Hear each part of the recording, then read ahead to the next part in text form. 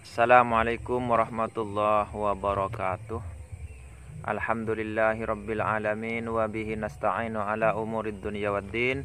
Wassalatu wassalamu ala asyrafil anbiya'i wal mursalin sayyidina wa maulana Muhammadin sallallahu alaihi wasallam wa ala alihi wa ashabihi wa azwajihi wa auladihi wa dzurriyyatihi ajma'in. Rabbi syarah li sadri wa yassir li amri wa hlul 'uqdatam min lisani yafqahu qawli.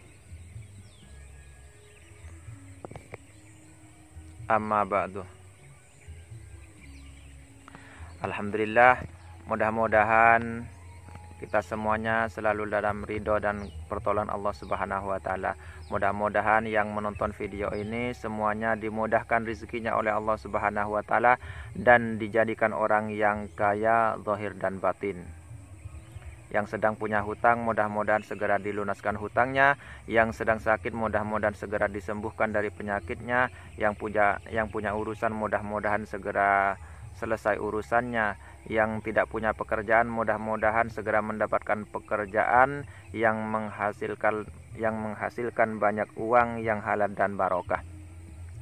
Yang punya hajat mudah-mudahan hajatnya segera terpenuhi dengan izin dan pertolongan Allah Subhanahu wa taala. Yang paling penting mudah-mudahan semuanya selalu dalam ridho dan pertolongan Allah Subhanahu wa taala dan mendapatkan syafaat dari Kanjeng Nabi Muhammad sallallahu alaihi wasallam sebagai manusia yang luar biasa, sebagai panutan kita zahir dan batin, yang bisa membawa kita ke dalam kedamaian sejati dan kebenaran sejati. Alhamdulillah, perjumpaan kita kali ini saya hanya akan menceritakan sedikit tentang kejadian-kejadian yang memang masih marak hingga saat ini ya, karena permasalahannya belum selesai-selesai ya. Dan ini saya ada di pesawahan yang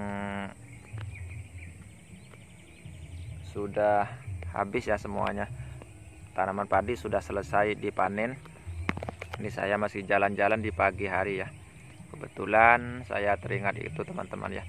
Jadi yang sebenarnya yang tidak perlu kita lakukan semuanya adalah membuat kegaduhan ya. Apalagi yang sampai memecah belah umat, dan apalagi yang paling penting dalam masalah akidah.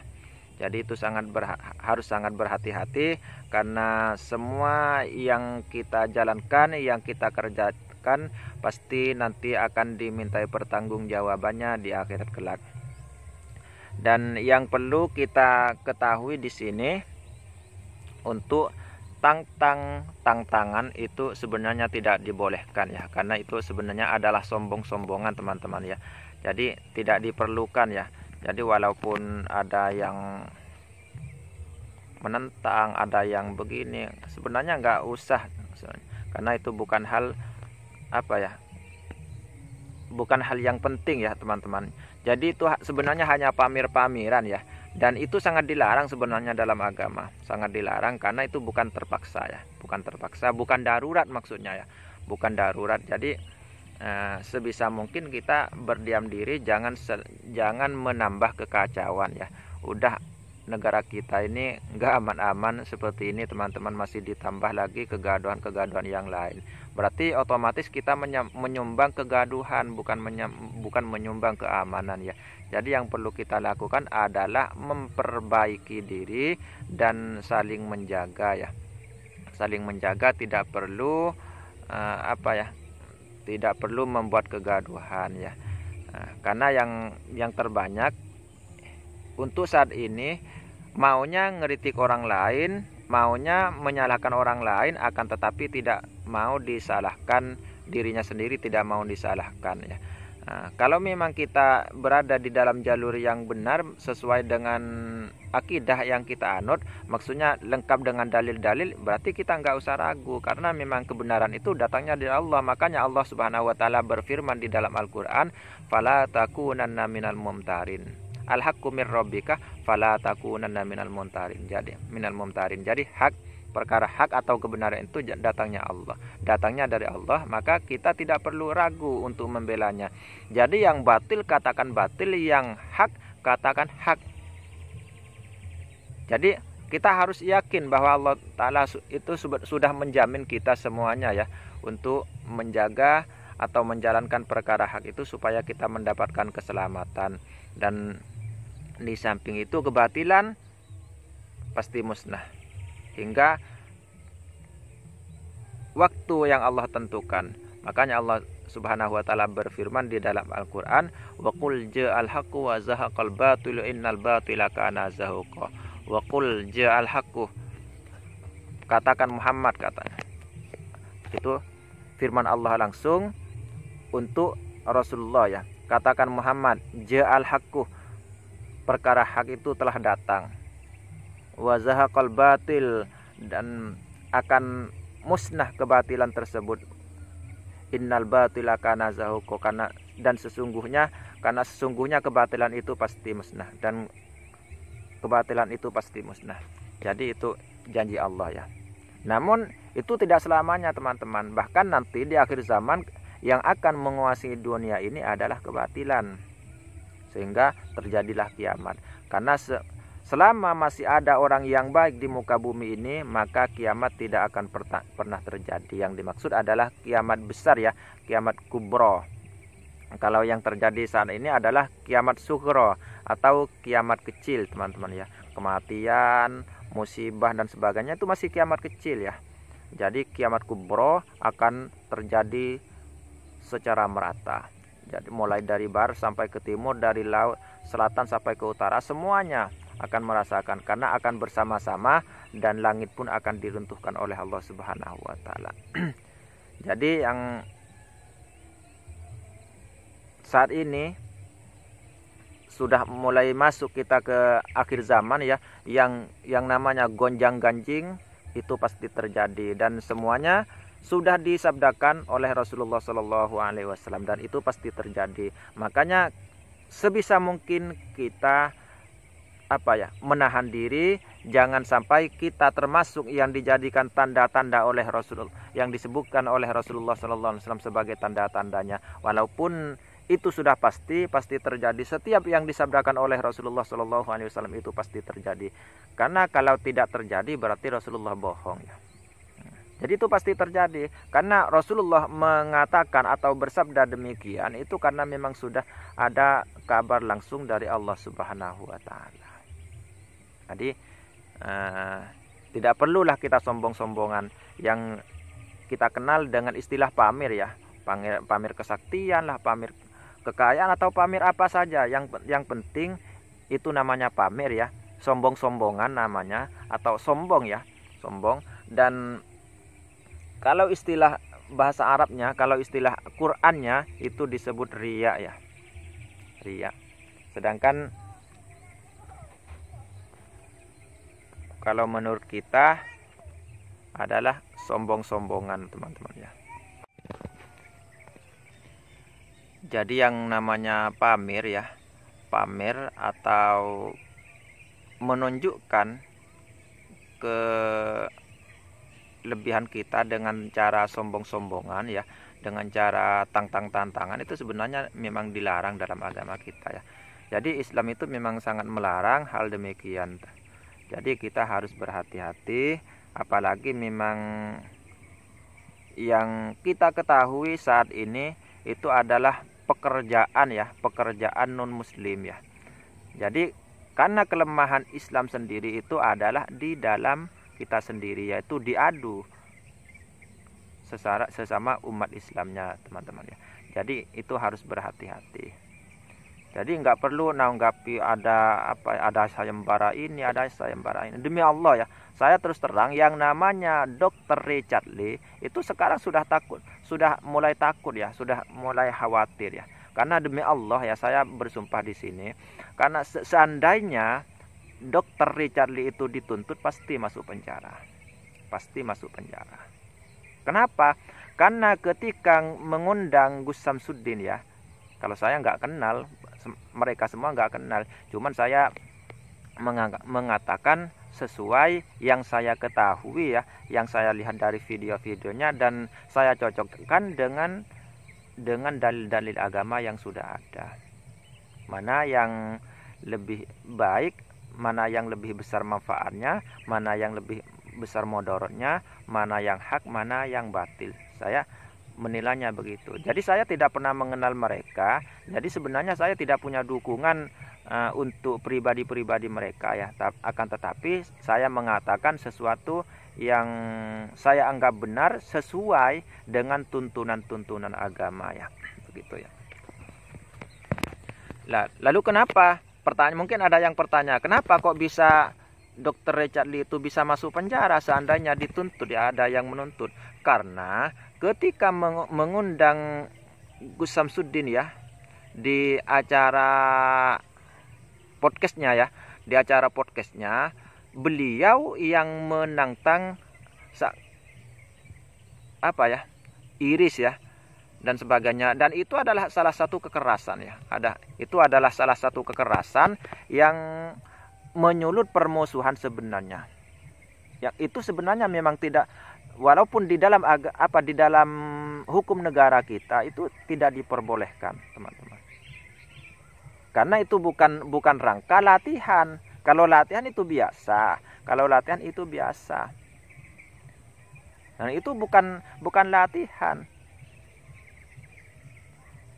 Makanya di dalam videonya sendiri, itu tidak ditampilkan ya, tidak dipotong sedemikian rupa seakan-akan Gus Samsudin itu memang tidak melayani ya, tidak membuktikan. Dan tujuannya hanya satu sebenarnya, tujuannya untuk merendahkan Gus Samsudin, bahwa Gus Samsudin itu memang tidak bisa membuktikan alias tidak mempunyai ilmu kebal tersebut, teman-teman. Itu tujuannya. Jadi di sana banyak sekali jebakan. Makanya setelah kejadian itu membuat video lagi yang katanya tim Gus Samsudin itu meletakkan sesuatu. Jadi itu memang adalah salah satu cara untuk menjatuhkan Gus Samsudin. Kemudian ada yang channel Bang Pin ya. Saya yakin itu bukan orang Muslim itu. Karena semua kontennya ya itu hanya mengadu domba dan membuat fitnah. Kalaupun memang Muslim berarti bukan Muslim sejati. Mungkin Islam KTP begitu ya. Di sana katanya, oh ya, nggak usah lihat sendiri ya videonya. Jadi ada yang membuat video, katanya ketika Gus Samsudin menggoreskan pisau yang sudah disiapkan oleh Dr. Richard Lee ya, itu katanya dibalik. Lah, kemana akalnya? Kenapa? Kemana otaknya begitu kan? Kemana? Padahal di situ sudah ada saksi ya, ada Dr. Richard Lee sendiri yang menyaksikan. Seandainya memang dibalik, otomatis ditegur dong. Loh, kenapa dibalik? Kan begitu seharusnya. Jadi aneh. Anda itu aneh, yang membuat konten itu aneh. Jangan berlebihan lah. Demi Allah ya, terus terang saya di sini katakan sebenarnya, walaupun ini adalah hiburan, akan tetapi membuat berita palsu itu adalah dosa, dan setiap yang kita kerjakan, yang kita hasilkan dari perbuatan dosa, maka hasilnya juga tidak halal, teman-teman ya. Jadi yang muslim, khususnya yang muslim ini harus berhati-hati. Apalagi kebiasaan menggandeng-gandengkan video yang bisa menimbulkan fitnah, yang bisa menimbulkan prasangka buruk terhadap orang lain, itu berdosa. Itu adalah fitnah, teman-teman ya. Jadi harus hati-hati. Jangan biasakan menggandeng-gandengkan kejadian video yang sudah lama misalnya digandengkan dengan yang sekarang. Supaya apa? Supaya orang menyangka bahwa itu kejadian yang sekarang yang mendukung atau menjelek-jelekkan itu ya. Jadi itu tidak boleh.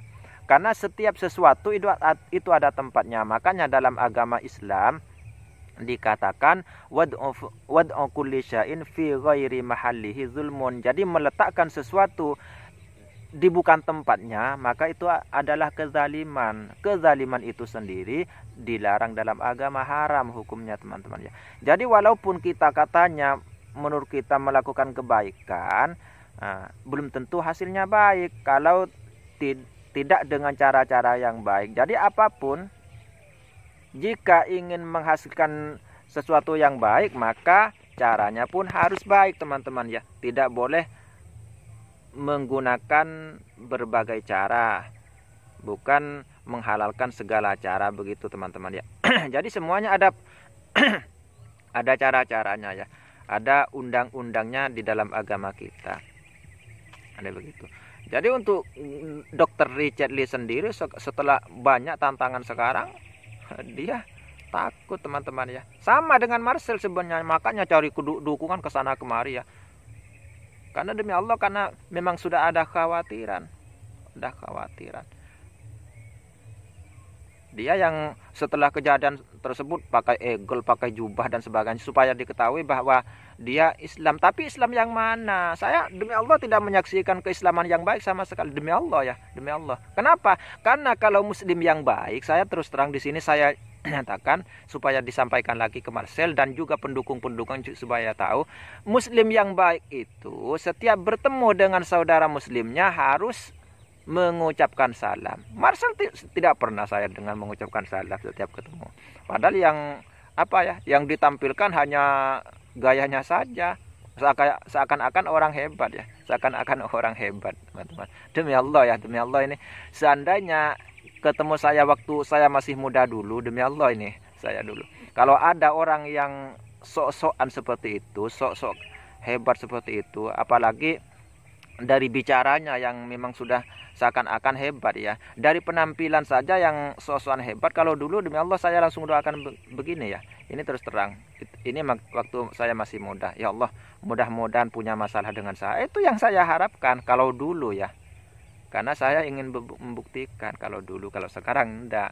Kalau sekarang ini saya nggak bisa apa-apa. Kalau dulu waktu saya masih muda, karena memang senangnya seperti itu teman-teman ya. Senangnya jago-jagoan, karena walaupun waktu kecil ya, mulai dari anak-anak, orang itu sebagian orang memang memanggil saya Gus sebenarnya. Karena memang mungkin dari atasan saya seperti itu teman-teman. Tapi saya tidak pedulikan itu, karena yang saya pedulikan yang penting saya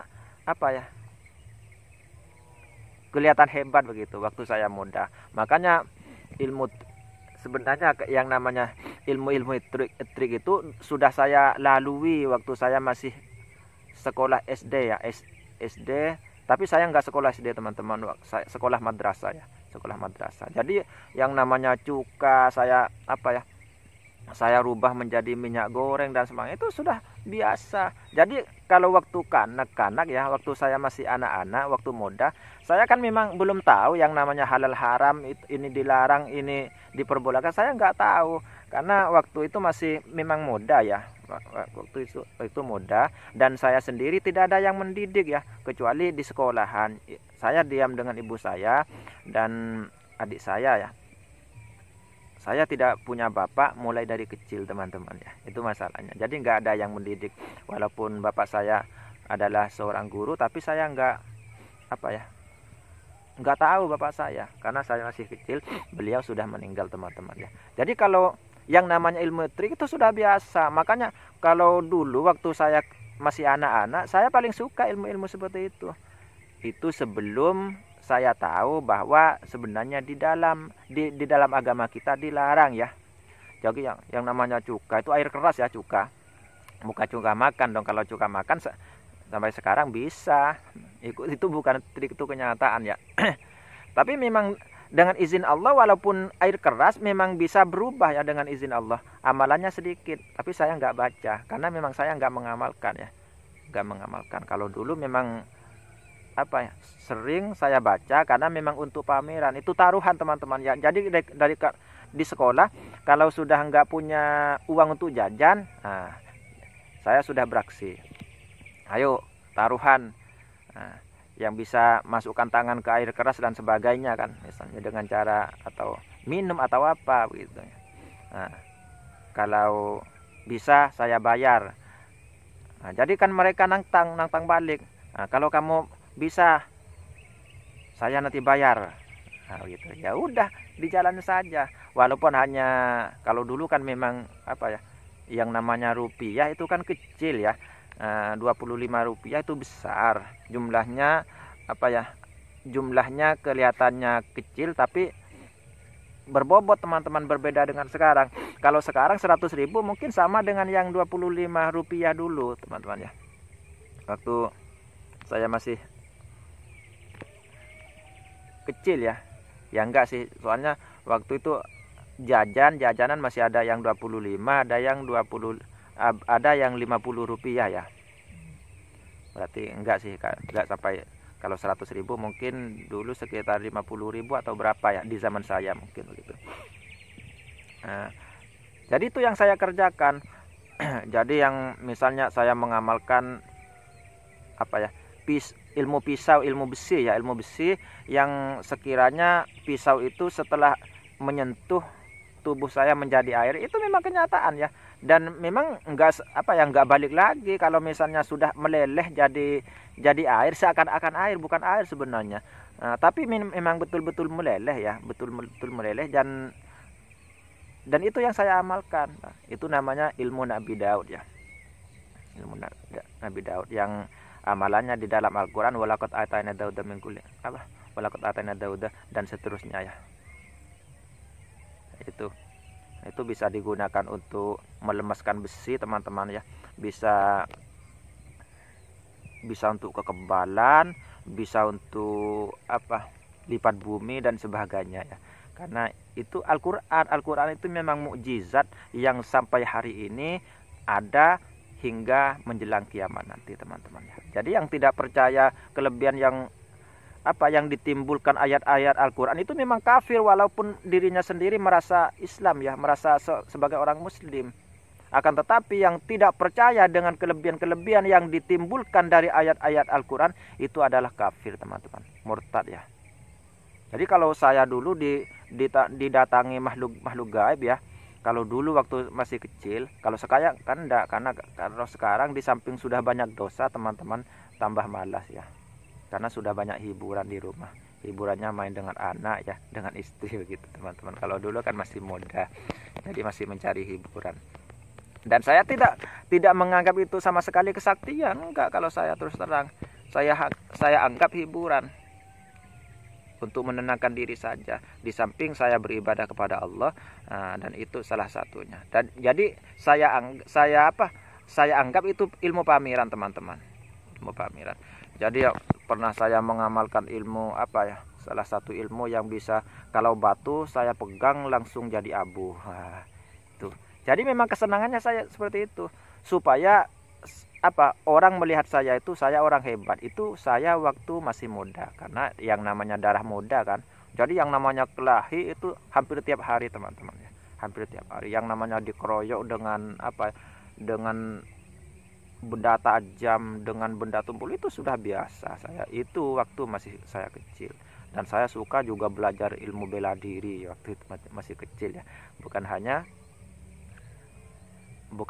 belajar ilmu-ilmu asma, akan tetapi memang saya terus terang, saya paling senang saya pergi ke kakek saya yang di sana, pergi ke kakek saya yang di sana begitu ya.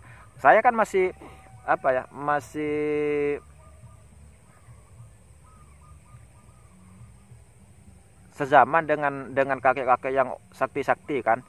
Jadi yang memang masih ada sisa-sisa tahun 45 ya, dan seterusnya. Saya masih, beliau masih hidup, saya masih kecil memang. Akan tetapi mulai dari kecil, mulai dari anak-anak itu saya sudah mempunyai kesenangan seperti itu teman-teman ya.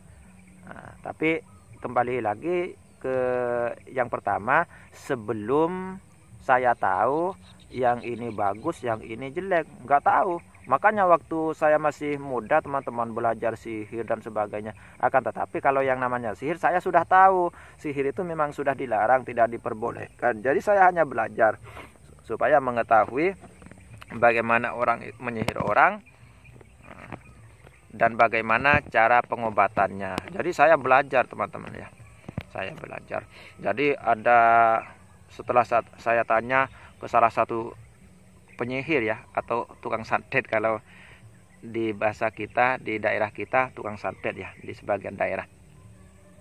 Nah, jadi ada yang harus menduduki Al-Quran, itu salah satu caranya. Padahal yang melakukan itu mereka sendiri mengaku Islam teman-teman, akan tetapi dengan cara pemurtadan ya, karena bekerja sama dengan makhluk halus ya.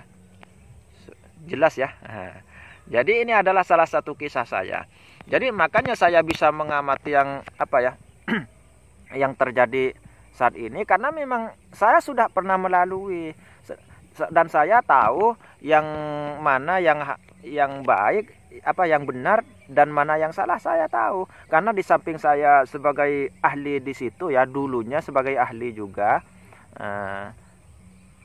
dan juga saya juga belajar agama teman-teman, bukan hanya ikut-ikutan seperti orang. Saya belajar agama ya waktu itu. Jadi kesukaannya kalau di pesantren saya ikutnya bahsul masail, tapi saya tidak ikut-ikutan bantah-bantahan, tidak. Jadi kalau ada makanan ya di situ kan ada undangan, kalau di Jawa Timur ya khususnya kan ada, kalau di Jawa Timur biasanya sampai ke mana itu ya.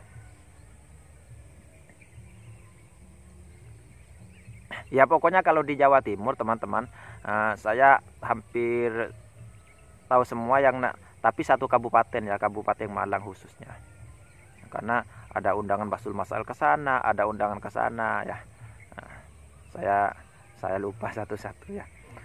Jadi orang gontok-gontokan mengeluarkan dalil, mengeluarkan hujah begini dan begitu, saya santai, saya makan kacang dan sebagainya. Karena kalau bahsul masail kan ada persediaan makanan yang disiapkan di depan kita masing-masing ya. Jadi kalau saya hanya bagian makan teman-teman ya. Tapi yang paling penting yang ingin saya dapatkan hanya pengetahuan ya, hanya pengetahuan. Jadi tidak perlu saya capek-capek bantah-bantahan begini ya. Walaupun memang sama ketika sebelumnya sudah menjelang bahsul masail, bongkar-bongkaran kitab semua sama kalau itu. Tapi saya nggak ikut-ikutan debat-debatan, saya nggak suka debat-debatan tuh teman-teman ya. Walaupun itu memang mencari kebenaran, kalau saya sendiri memang pemalas ya. Jadi makanya saya makan jajan kacang yang ada di situ saya makan. Jadi itu bagian saya. Kalau urusan makan saya nomor 1 ya. Kalau masalah keilmuan saya nomor banyak, bukan hanya nomor 2 tapi nomor banyak ya. Saya paling belakang. Tapi kalau lomba waktu saya masih muda ya, yang hampir dipastikan saya juara 1 hanya ada 2. Lomba pidato, lomba puisi. Waktu itu zamannya saya masih muda dan zamannya saya masih cerdas ya. Oh iya, lomba itu ya, tanya jawab itu hampir dipastikan saya menjadi juara 1. Seingat saya pernah kalah pidato hanya 1 kali, itu di luar daerah 1 kali. Kalau puisi 2 kali atau berapa ya kalau puisi, atau enggak pernah kalah kalau puisi. Oh ya, pernah kalah juga ya, 1 kali. Iya 1 kali teman-teman ya. Jadi pidato saya 1 kali, puisi 1 kali. Pencerdas cermat ya. Jadi ada 3.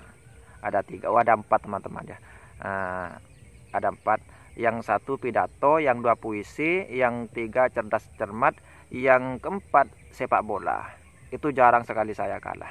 Jadi walaupun jadi kiper, jadi back itu dulu. Kalau sekarang malah takut nyentuh bola ya. Karena sudah sekitar 30 tahun saya tidak menyentuh bola. Maksudnya tidak menyentuh untuk bermain. Kalau menyentuh biasa ya biasa teman-teman ya. Jadi itu. Jadi kembali lagi ke pokok masalah kita ya. Dr. Richard Lee seandainya dituntut pasti masuk penjara. Karena yang membuat tantangan, yang meminta pembuktian dengan cara kekerasan dia. Dan itu dilarang di dalam negara kita. Nah, karena di samping itu membahayakan dan itu juga menyulut permusuhan. Dan banyak lagi yang mengadakan sayembara, tujuannya hanya satu, supaya dia naik daun, karena prakteknya sepi. Jadi prakteknya sepi, makanya iri ke Gus Samsudin dan sebagainya.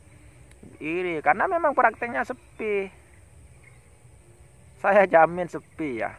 Saya jamin sepi. Dibangkin. Makanya kalau orang nggak sepi, pasti nggak punya kesempatan dong. Pasti nggak punya kesempatan untuk berbuat yang di luar pekerjaan itu pasti nggak sempat. Makanya saya selalu katakan, orang yang selalu menyalahkan orang lain seperti saya ini ya, ini karena kurang kerjaan. Orang yang selalu menyalahkan orang lain, yang selalu mengkritik orang lain, itu karena dirinya itu kurang pekerjaan. Jadi orang yang mengharamkan orang lain, yang mengkafirkan orang lain, yang selalu membid'ahkan orang lain, itu karena dirinya sendiri tidak punya keistiqomahan berzikir kepada Allah, tidak punya keistimewaan beribadah kepada Allah.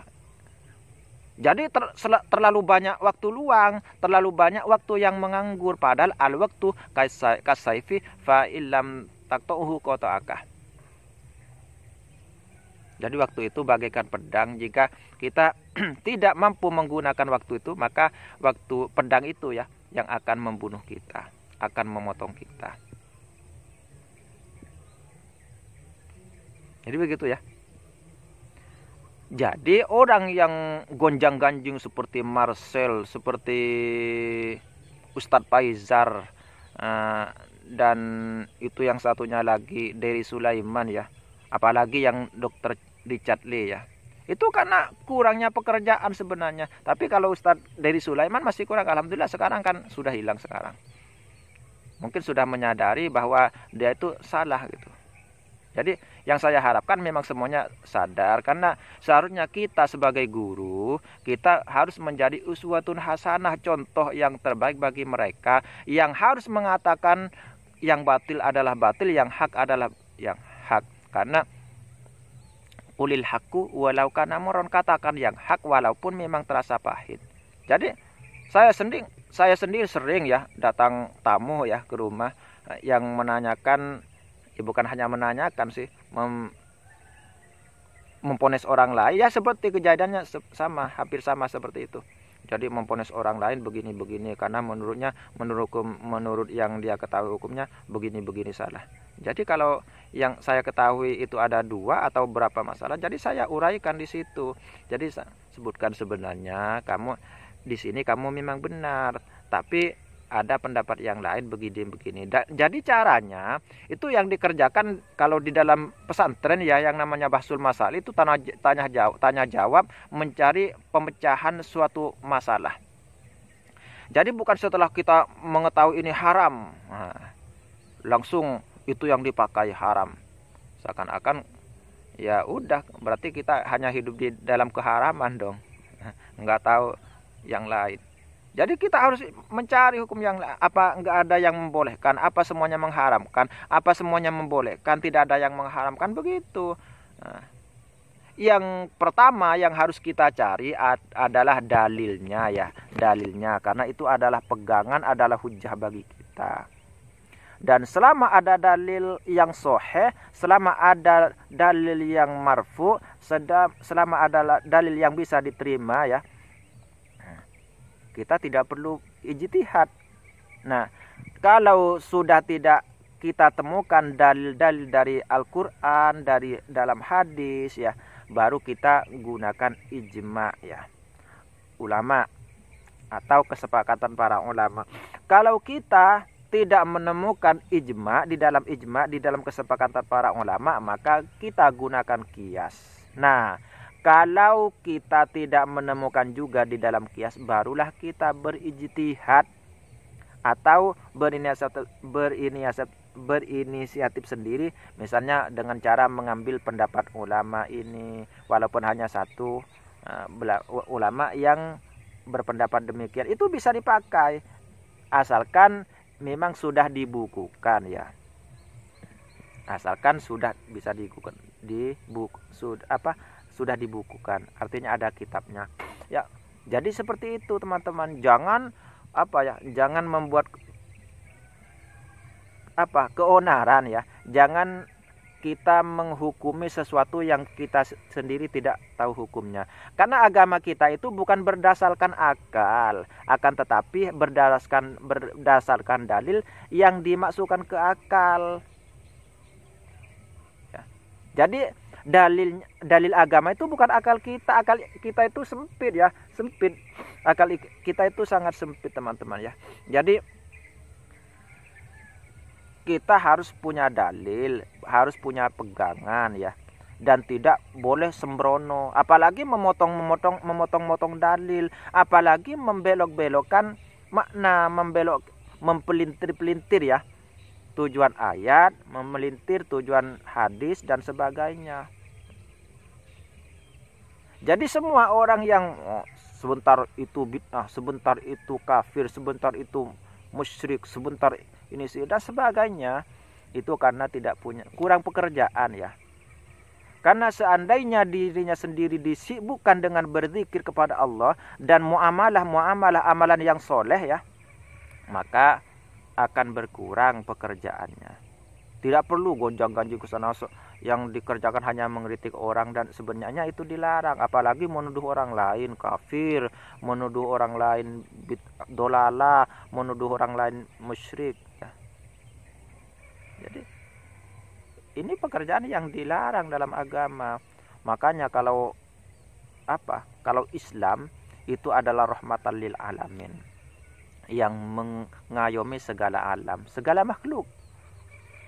Bukan hanya manusia, bukan hanya sesama muslim, akan tetapi semuanya diayomi. Tidak ada yang namanya gontok-gontokan, tidak ada. Kalaupun ada, itu berarti pelanggaran, kecuali memang melawan karena diserang atau itu enggak apa-apa.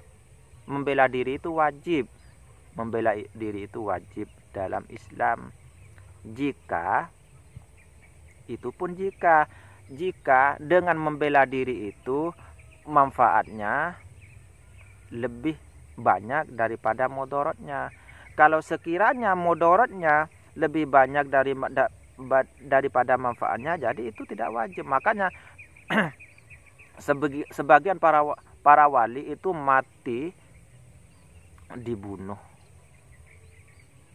Itu memang pilihan mereka. Sebenarnya seandainya mereka memilih jalan yang lain, selamat. Karena memang takdir itu ada dua ya. Takdir itu ada yang mubrom, ada yang muallak ya. Kalau yang mubrom itu langsung ketentuan Allah yang tidak bisa diganggu gugat, tidak bisa dirubah. Akan tetapi ada yang muallak yang digantungkan kepada usaha kita. Jadi yang mubrom yang mana? Yang mubrom itu adalah batasan akhir. Jadi Allah memberi pilihan, misalnya seandainya kamu mengerjakan yang ini, maka kamu akan mati di sini dalam keadaan begini. Seandainya kamu memilih jalan yang ini, maka kamu akan mati di sini dengan keadaan begini, begitu ya. Kira-kira seperti itu contohnya. Jadi untuk siapa ini?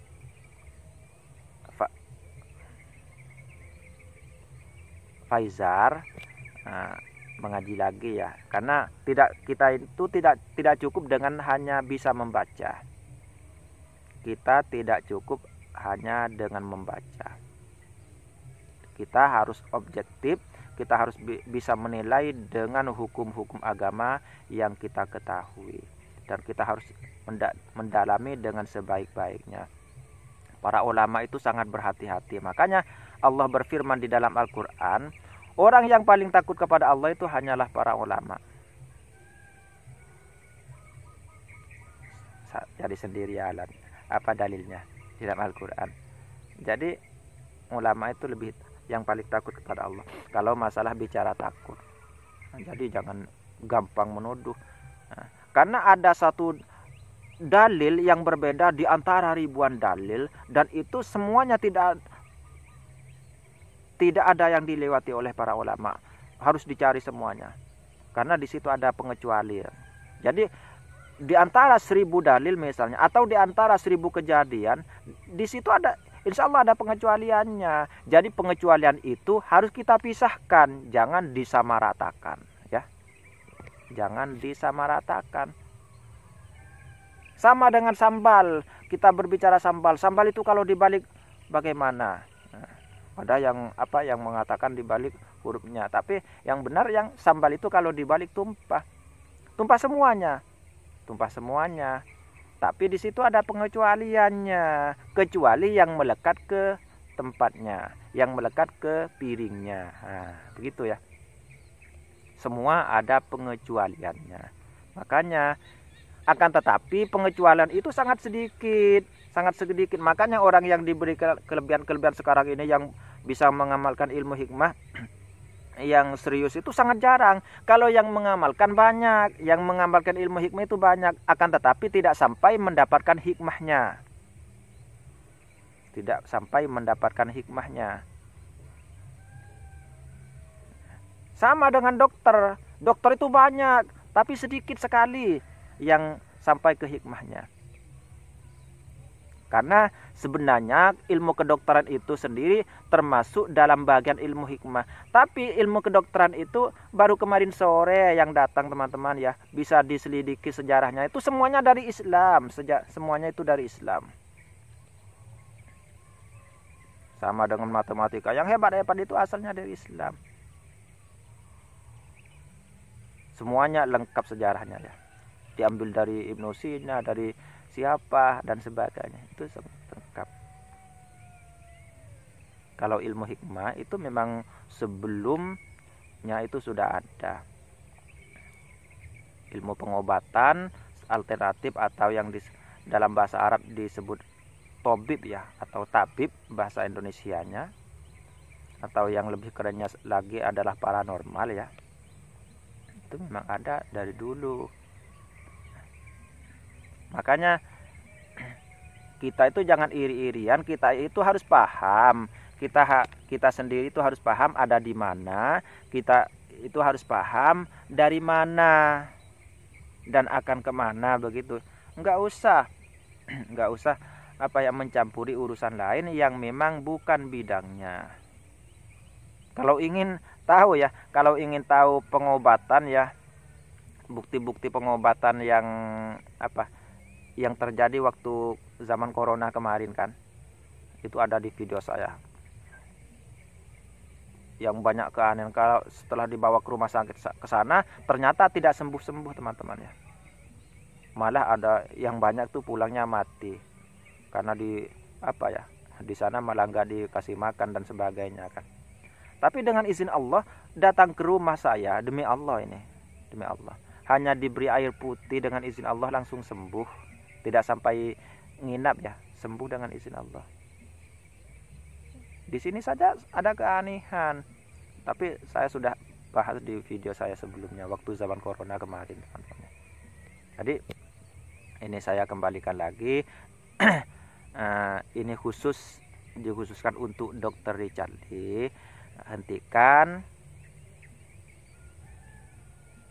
perbuatanmu yang mengatasnamakan podcast lah atau pop-es lah, nggak tahu, yang mengatasnamakan itu hakikatnya adalah mengadu domba. Dan perlu kamu ketahui bahwa sebenarnya Islam itu karena memang adalah rahmatan lil alamin, walaupun ada segelintir orang yang mainnya kasar dan begini, tapi yang banyak itu malah menenangkan. Memang ada oknum-oknum yang suka panas-panasan karena memang kerjasama dengan setan walaupun sendirinya tidak sadar ya. Sama dengan pesulap itu kerjasama dengan setan, akan tetapi tidak sadar dirinya dikendalikan oleh setan. Sama dengan ini sampai merembet ke jauh ya. Sama dengan magician ya. Sebenarnya demi Allah ya, kami orang yang ahli hikmah itu semuanya yang memang benar-benar ahli hikmah ya, bisa melihat siapa makhluk apa yang menemaninya, yang membuat inisiatif itu, yang membantunya, semuanya bisa melihat.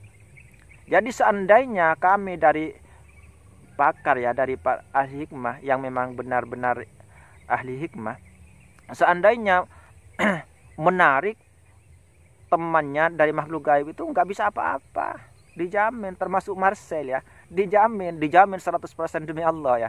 Seandainya memang kita punya iri dan dengki, memang itu diperbolehkan misalnya di dalam agama, udah ditarik semua untuk membuktikan, nggak perlu keluar kesana kemari, ditarik dari jarak jauh bisa. Karena apa? Alasannya karena roh itu sebenarnya sambung menyambung ya. Walaupun kita jaraknya jauh, itu kan secara zahiriyah yang jauh, secara batinnya sebenarnya dekat. Makanya Rasulullah mengatakan al arwahu junudun mujannadatun. Roh itu seperti pasukan berbaris. Jadi seandainya ditarik, yang mengikuti itu jin ahmar ya. Jin ahmar yang menghitung Marcel itu jin ahmar namanya. Itu adalah jin Nasrani yang paling sulit masuk Islam. Nah, ini terus harus diingat ya. Yang peruqyah manapun atau orang yang ahli menundukkan makhluk gaib ya, yang paling sulit diislamkan hanyalah jin merah, yaitu jin Nasrani namanya. Kalau kita kenal, itu paling sulit masuk Islam teman-teman. Kalau jin yang lain mudah. Jadi setelah kita berikan pendapat begini, udah biasanya masuk Islam. Akan tetapi yang namanya jin Nasrani ini sangat sulit sekali untuk masuk Islam, sangat sulit. Jadi apapun resikonya mereka memang tidak mau. Jadi ini yang harus digarisbawahi. Jadi semua yang dikerjakan, yang dipamer-pamerkan itu memang ada pendukungnya dari makhluk gaib. Demi Allah, seandainya ditarik habis. Sama dengan pesulap-pesulap di pasaran, sama sebenarnya, cuma tingkatannya yang berbeda. Makanya jangan sombong-sombongan ya, jangan sombong-sombongan. Kami orang yang benar-benar ahli hikmah sebenarnya memakai ilmu padi teman-teman ya. Jadi yang takabur, yang tang itu berarti masih kecil demi Allah ya. Kalau seandainya, saya ulangi lagi, seandainya hidup di zaman saya masih muda dulu, saya tantang balik karena memang belum tahu. Tapi bukan tantang langsung ya. Saya doakan mudah-mudahan punya salah dengan saya gitu. Pasti saya doakan begitu, pasti itu. Kalau waktu saya masih muda. Karena saya ingin membuktikan. Waktu itu saya masih belum paham tentang agama ya. Bahkan waktu itu saya sendiri banyak pelanggaran, karena yang saya dengar misalnya mencuri orang Cina, punya orang Cina katanya. Mencuri punya orang Cina itu halal katanya. Haram ketika mencuri haram katanya, tetapi halal makannya katanya. Jadi saya nggak tahu karena saya masih kecil. Ya udah, kerjanya mencuri. Waktu saya masih kecil ya. Bahkan buku, pen untuk sekolah pun saya mencuri. Nah, pergi ke toko, oke katanya. Nah, saya lihat dulu yang sekiranya nggak ada di luar, saya tanya, toke kata. Ada ini Oh, dia masuk ke dalam. Padahal saya di luar beraksi. Ini siang-siang saya nggak pernah mencuri malam ya, itu dulu ya. Ini masa lalu teman-teman. Sebelum saya tahu, dan akhirnya saya terbuka dengan izin Allah ketika itu saya pulang dari nonton bola ya. Di perjalanan saya sendirian, saya berpikir, langsung saya teringat bahwa Islam ini adalah rahmatan lil alamin. Jadi saya berpikir begini sudah. Lalu letak rahmatan lil alaminnya di mana? Kok katanya boleh mencuri punya orang Cina dan sebagainya. Nah, dari situ, setelah itu saya berhenti teman-teman. Hanya teringat kepada hadis yang katanya rahmatan lil alamin. Ternyata memang saya ditipu. Sama dengan Marcel, dengan Faizar, itu ditipu oleh makhluk halus sendiri. Oleh makhluk halus sendiri ya, ditipu oleh jin. Makanya kita harus hati-hati. Makanya kalau kita memikirkan kebaikan sebenarnya tidak rahasia ya. Sebenarnya tidak perlu dipikirkan, cukup di dalam hati. Karena jin ya, itu bisa atau makhluk gaib itu bisa membaca jalan pikiran kita. Akan tetapi tidak bisa membaca isi hati kita. Karena di dalam hati kita itu ada sir namanya ya. Atau ada lub ya. Jadi di dalam lub itu ada sir. Di dalam sir itulah yang Allah berdiam diri. Begitu teman-teman ya. Jadi kita harus berhati-hati. Jangan sombong-sombongan, tidak perlu ya, tidak perlu. Jadi orang yang benar-benar mempunyai ilmu itu pasti seperti padi. Semakin berisi, semakin tunduk.